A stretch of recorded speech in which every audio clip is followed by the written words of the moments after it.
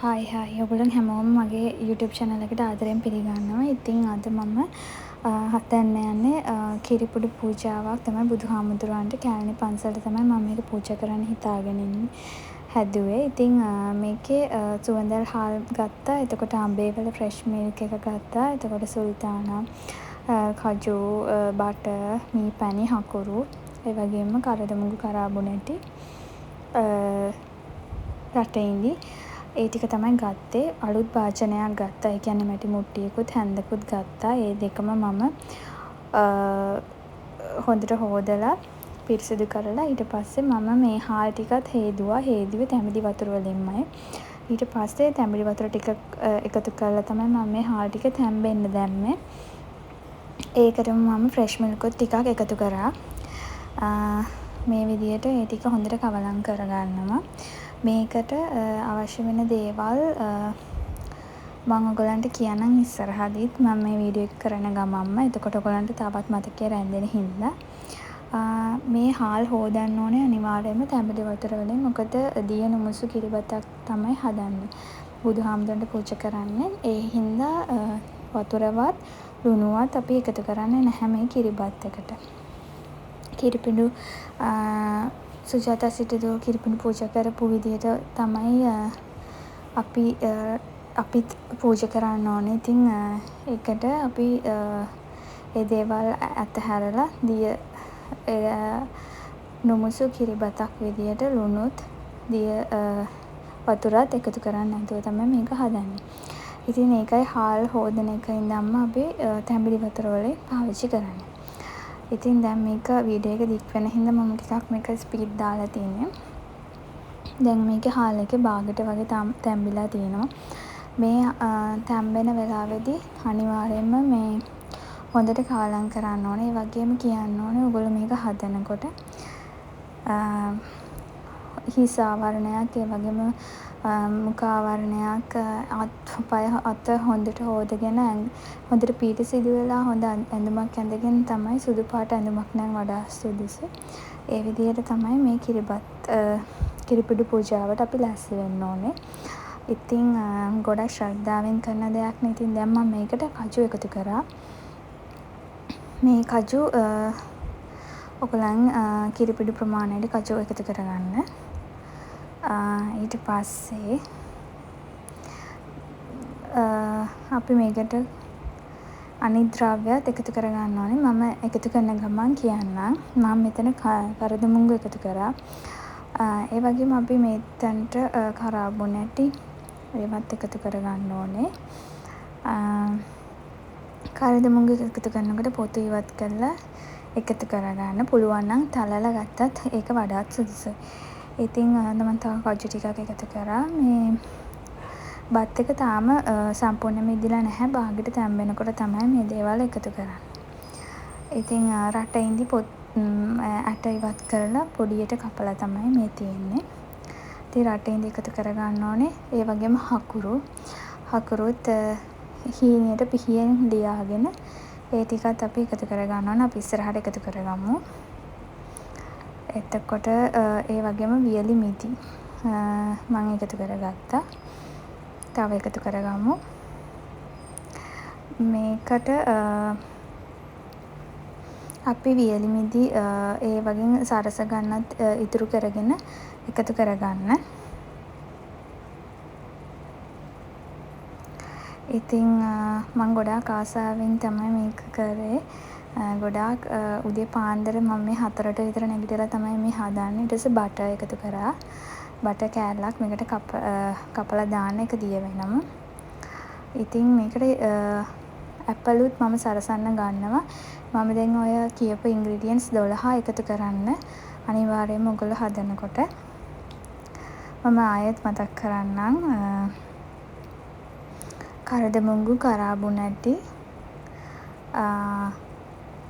රටඉඳි වියලි මිදි කජු ඒ වගේම හකුරු මී පැණි ඇපල්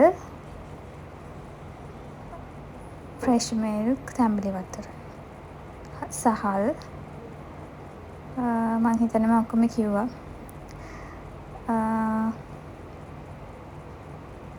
ඒ දේවල් ටික තමයි අපි එකතු කරන්න ඕනේ. මං ආපහු බාගට තැම්බිලානේ තියෙන්නේ. දැන් මම මේකට ෆ්‍රෙෂ් මිල්ක් ටිකක් තව එකතු කරනවා.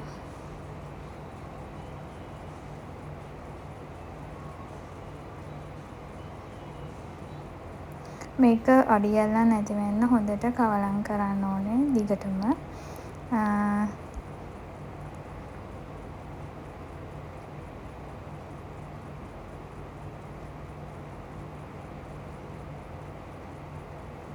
මේක ගොඩාක් උදේ පාන්දරම හදලා පුළුවන් තරම් 7:00 කලින් පූජා කරන්න පුළුවන් නම් හොඳයි.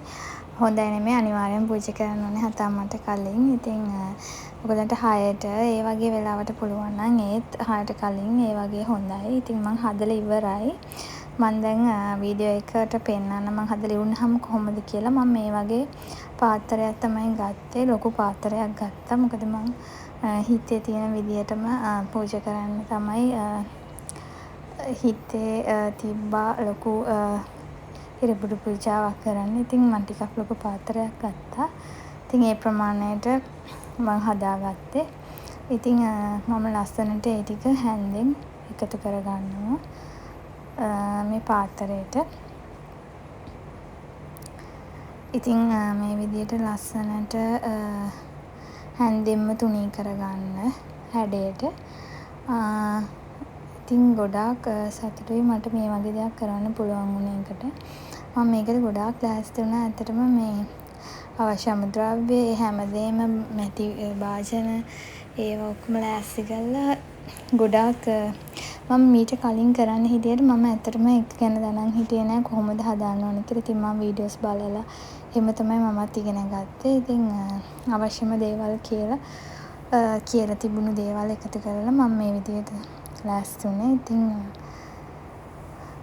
කොහොම හරි මට හිතුණා මං කලින් දන්නේ නැතුව යන්න හදාගෙන කිරිපිඩු හදාගෙන යන්න හිතන් හිටිය විදියත් දැනුත් වෙනස්. ඉතින් මම මේ පැණි මේ එකතු කරන්න උඩට. ඉතින් මං ඊට පස්සේ වීඩියෝස් දැක්කම තමයි මං හිතුවේ මං හදන්න ඉඳලා තියෙන විදිය නෙවෙයි හරි විදිය කියලා. ඉතින් ඒකයි මම මේ හරිම විදියට දැන් බඩු ඔක්කොම එකතු කරගෙන ලස්සනට මේ වැඩේ කරන්නේ. ඉතින් කැලණි පන්සලට තමයි මම මේ කිරිපිඩු පූජාව ගෙනියන්න හිතුවේ. ඉතින් පූජා කරන්න. ඉතින් මම හරිම ආසාවෙන් මේ වැඩේ කරා. ගෙදර අයත් මට උදව් කරා මේ දේවල් කරන්න. ඉතින් මම මේ ලස්සනට ඇපල් කෑලි ටික කපලා ඒක ලස්සනට සරස ගන්න හදන්නේ.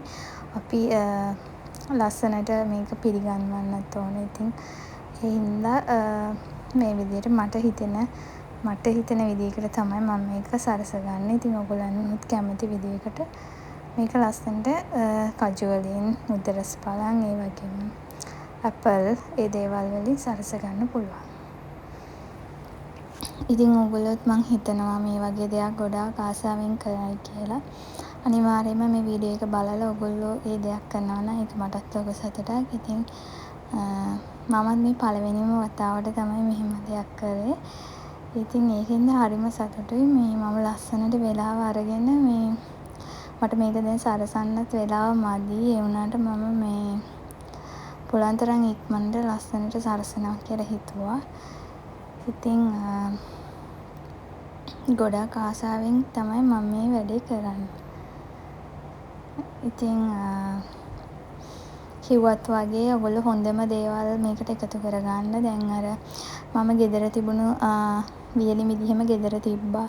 එතකොට රටේ ඉඳි ගෙදර තිබ්බා අපි ගෙනල්ලා කන්න තියපු ඒවා. ඉතින් ඒ කඩපු පැකට් එකක්වත් මම පාවිච්චියට ගත්තේ නැහැ. අලුතින්ම ගත්තා. ඉතින් එහෙම කරන්න. මොකද අපි කන්න ගත්තු ඒවා නෙවෙයි.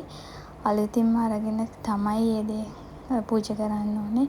මොකද බුදුහාමුදුරුවෝ වෙනුවෙන් අපි ඒ දේ කරන නිසා. ඉතින් ගොඩක් ශ්‍රද්ධාවෙන් මේ වැඩ කටයුතු ටිකත් ඔයගොල්ලොත් කරන්න. ඊට පස්සේ මං ඉතුරු වෙච්ච ටිකක් ඉතුරු වුණා හැන්දක් දෙකක්. මං ඒ ටික ගෙදර ඇවිල්ලා පස්සේ කුරුල්ලන්ට ඒක දැම්මා. මොකද ඒවා මං හිතන විදියට අපි සතුන්ට දුන්නට ප්‍රශ්නයක් නැහැ. ඉතින් මං එහෙම කරා ඊට පස්සේ. ඉතින් මේ විදියට තමයි මම සරසගන්නේ. ඉතින් ටිකක් වෙලාව ගියා මේ සරසගන්න. හැබැයි ඒත් අර හිතේ තියෙන විදියට ලස්සනට ඒ දේ කරන්න ඕන හින්දා එහෙම කරා. එතකොට අනිත් බඩු ටිකත් මම ලෑස්ති කරගෙන තියෙන්නේ. තෙල්, මල්, හඳුන්කුරු ඒ දේවල්. මල් මං එහෙනුත් ගන්න හිතන් ඉන්නවා. ඉතින් ඒ ටිකත් ලෑස්ති කරගෙන සුදු ඇඳුමකුත් ලෑස්ති කරලා තිබ්බා. ඉක්මනට ඇඳගෙන යන්න. ඉතින් උදේම ගිහින් මේක පූජා කරාම ගොඩාක් හිත නිදහස් දවසක්. ඉතින් ඒක හින්දා මං හරිම මේ ගොඩාක් ආසාවෙන් තමයි මේ වැඩේ ඇත්තටම කරන්න හිතුවේ. මේ විදියට දැන් නම් ගොඩක් දුරට වැඩ ටික ඉවරයි. ඉතින් මටත් ඒක සරසහම නිකන් ලොකු සතුටක් වගේ අර ලස්සන ටික ආවා. ඉතින් මේ වගේ තමයි මම ඒක ලස්සනට සරසගත්තේ. ඔයගොල්ලෝ අනිවාර්යෙන් කිරිබත් එක තැම්බිලාද කියලා බලන්න හදද්දී. නැත්තම් අතින් පොඩි කරලා බලන්න. නැත්තම් හරියන්නේ නැති නිසා. ඉතින් අපි පූජා කරන දේ හරියටම හරියන දෙයක් කරන්න ඕන නිසා ඊට පස්සේ මෙන්න මේ විදියට තමයි ලස්සනට මම මේ කිරිපිඬු දාණය සරසගත්තේ. ඉතින් මං ඊට පස්සේ ඒක අරන් යන්න පුළුවන් විදියට පොලිතින් එකකින් කවර් කරා. එතකොට මට මේක ලස්සනට මේ විදිහටම ගෙනිහින් එතනදී පූජා කරද්දී ඉතින් කවර් එක ගලවන්න පුළුවන්. ඉතින් මේ විදිහට තමයි මම ඒක සරසගෙන ලස්සනට පූජා කරන්න ගොඩාක් ආසාවෙන්. මම ඇත්තටම මේක කරේ පූජා කරන්න හිතුවේ අපේ පුතා වෙනුවෙන්. ඉතින් මම මේ විදිහට තමයි පළවෙනි වතාවට ඒ දේ කරේ. ඉතින් ගිහින් එන්නම් බයි.